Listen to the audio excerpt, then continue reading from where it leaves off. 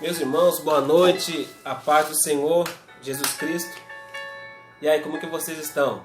Creio que estão debaixo da graça, creio que estão orando e se humilhando debaixo das potentes mãos do Senhor.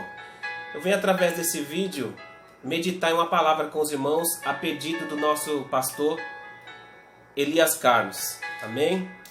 Estava meditando o que meditar.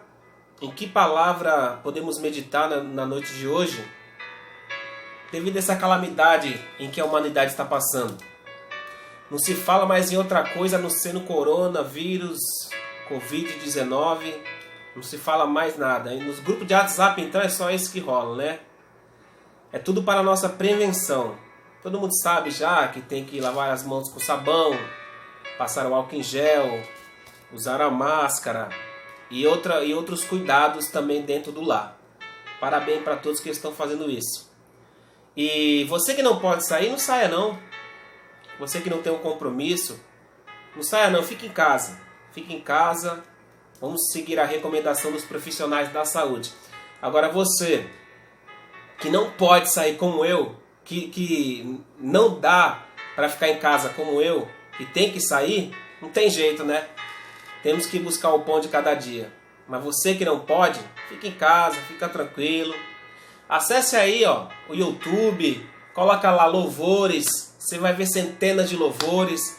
Coloca testemunhos, você vai ver testemunhos, pregação, você vai assistir vários tipos de pregação e você vai se alimentando com a palavra, com louvor. Leia a Bíblia, faça a sua oração e Deus vai te enchendo da graça. Amém? Que Deus abençoe. A palavra que Deus ele colocou no meu coração nessa noite para meditar com os irmãos, devido à situação em que nós estamos passando nos dias atuais, na calamidade que está percorrendo sobre toda a terra, é no capítulo 24 de Mateus. É um texto que está se cumprindo nos dias atuais. Amém? Eu vou ler. Porque tudo isso que está acontecendo hoje, agora, debaixo dos nossos olhos, é o cumprimento da palavra de Deus. Não tem com que se assustar, não tem por que ficar atemorizado. É o cumprimento da palavra do nosso Senhor e Salvador, Jesus Cristo. Olha só em que diz em Mateus, capítulo 24, eu vou ler o versículo 1 até o 8, mas é rápido. Eu vou ler do capítulo 24, versículo 3, olha só. E estando assentado no Monte das Oliveiras, quem estava sentado? Jesus. Chegaram a ele os seus discípulos em particular, dizendo, olha só, no capítulo 24, versículo 1, Jesus está dentro do templo. Então os discípulos começam a mostrar toda a beleza, o esplendor do templo. Aí Jesus vai dizer, tá vendo aí? Em verdade eu vos digo que não ficará aqui pedra sobre pedra. Jesus ele vai para o Monte das Oliveiras e está sentado. Os seus discípulos chegam em Jesus em particular e faz uma pergunta. Essa palavra aqui em particular é que me chamou a atenção. Porque dentro do templo, os discípulos não fizeram a pergunta para Jesus. Mas quando Jesus sai do templo e sobe para o Monte das Oliveiras, então no Monte das Oliveiras está Jesus e os seus discípulos, somente os 12 e Jesus. Então eles chegam em Jesus em particular. A palavra em particular me chamou a atenção, sabe por quê? A palavra em particular tem que fazer parte da nossa vida. Por quê? Os discípulos fizeram a pergunta para Jesus em particular. O que isso me ensina?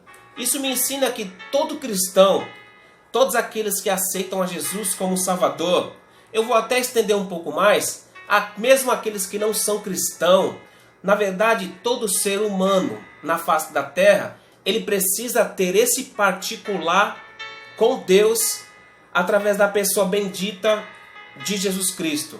Sabe por quê? Porque tem momento na nossa vida que ninguém pode nos ajudar. Existem situações que eu passo, que o dinheiro não me ajuda, o parente não me ajuda, o vizinho não me ajuda, o colega de trabalho não ajuda, os médicos não ajudam, remédio também não traz solução. Porque somente Deus ele pode trazer uma solução para certas situações que passamos na nossa vida. Todo homem, toda mulher tem que ter esse particular com Deus. Todo cristão, todo ser humano tem que ter esse particular com Deus. E agora que estamos passando esse vento na face da terra, agora eu creio que tem tanta gente que está falando com Deus em particular. Eu creio que tem tanta gente que está reservando um tempo para a oração, esse tempo em particular que não tinha, porque as autoridades mandaram fechar os bares, alguns restaurantes, ou diminuir o tanto de pessoa que vai no restaurante ou nos bares, mas as igrejas mandou fechar, não se reunir para fazer culto. E aí, você vai orar onde? Dentro da sua casa, dentro do seu quarto. Cada um vai ter que ter o seu particular. O seu marido vai trabalhar e você fica em casa. É a hora de você orar, só você e Deus. O que é um particular? É quando alguém ele faz uma reunião ou marca uma reunião com alguém. Por que ele marca reunião? Porque essa conversa é em particular, ninguém pode mais saber. Somente a pessoa e a outra pessoa que foi marcada a reunião. Com Deus é a mesma coisa. Você precisa ter um particular com Deus. É coisas que você vai falar com Deus que ninguém precisa mais saber. Nem sua esposa, nem os seus filhos. É você e Deus. Está no íntimo, de dentro do seu coração. Cada ser humano tem que ter um particular com Deus. Cada ser humano tem que ter essa reserva com o nosso Deus Todo-Poderoso. E quem sabe Deus trouxe essa palavra no meu coração só para ensinar, só para mostrar dentro da Bíblia que cada um de nós temos que ter esse particular com o Senhor. Se você não tem esse particular com o Senhor, trate de ter esse particular com o Senhor. Faça a sua oração em particular, mas também faça junto com a sua família. Eu estou dizendo que você não vai orar com seus parentes. Não, você vai orar com seus parentes. Mas todo ser humano tem que ter essa intimidade íntima com o Senhor. Eu tenho a intimidade íntima, a minha intimidade.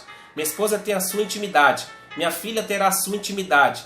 A sogra, o sogro, os irmãos, a mãe, o pai, cada um tem a sua intimidade. Mas tem que ter esse particular com Deus. Você e o nosso Deus Todo-Poderoso. Olha só, o discípulo vai chegar em particular em Jesus e vai fazer uma pergunta.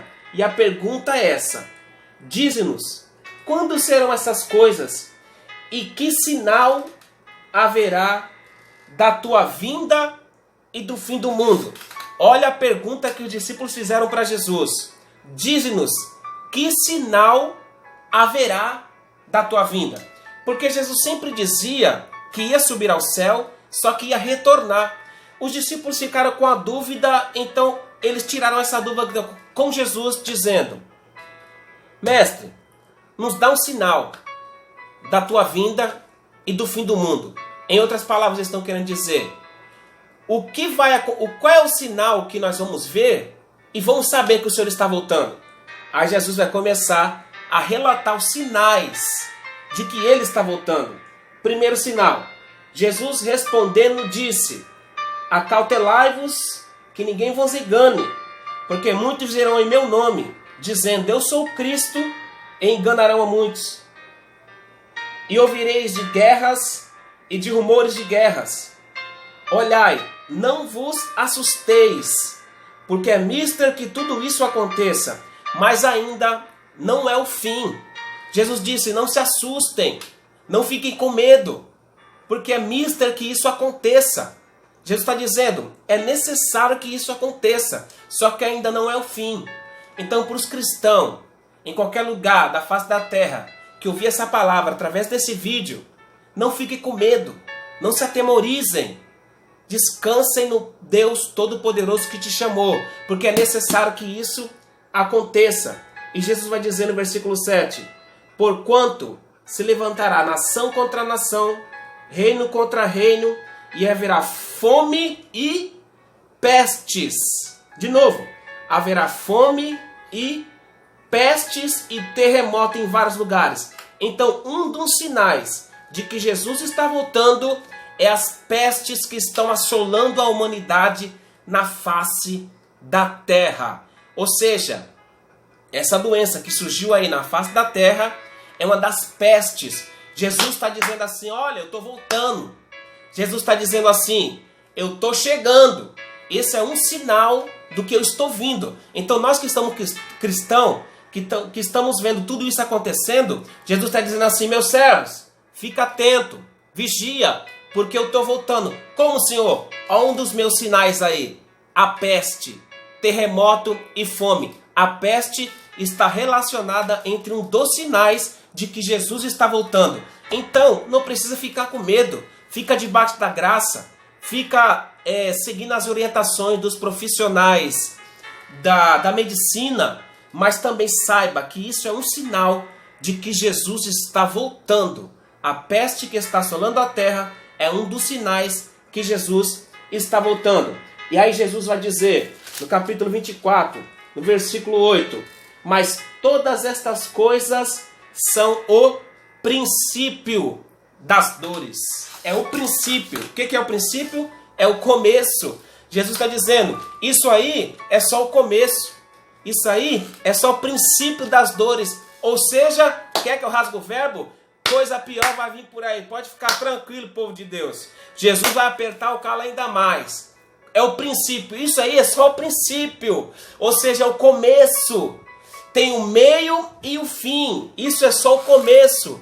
Tem o meio e o fim. Então coisa pior está vindo aí na face da terra para assolar a humanidade. Mas no capítulo 24, versículo 13, Jesus disse, mas todos aqueles que perseverar terão a vida eterna. Amém? Aleluia! Então quer dizer, é só o princípio. Coisas piores vão vir por aí. Mas quem estiver debaixo da graça, quem estiver debaixo do jejum, quem estiver debaixo da oração, quem estiver debaixo da obediência, quem estiver fazendo a obra de Deus, aquilo que Deus colocou nas suas mãos, o seu chamado, fazendo a vontade do Criador, perseverando na presença do Pai, esse vai ser salvo. Amém?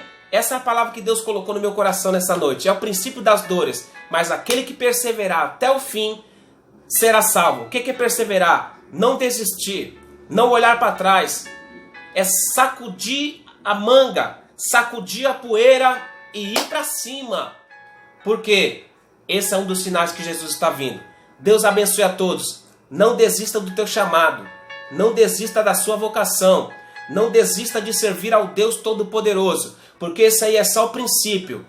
Não desista, porque se nós perseverarmos até o fim, pode ter peste, pode ter fome, pode ter terremoto, o mundo pode virar de cabeça para baixo, como Jesus disse. Mas se nós vamos perseverar até o fim, então nós vamos ser salvos em nome de Jesus. Persevere até o fim, porque Deus está preparando a coroa da justiça, a coroa de glória e a coroa de vitória para todos aqueles que perseverar. Fique com essa palavra. Deus abençoe a todos.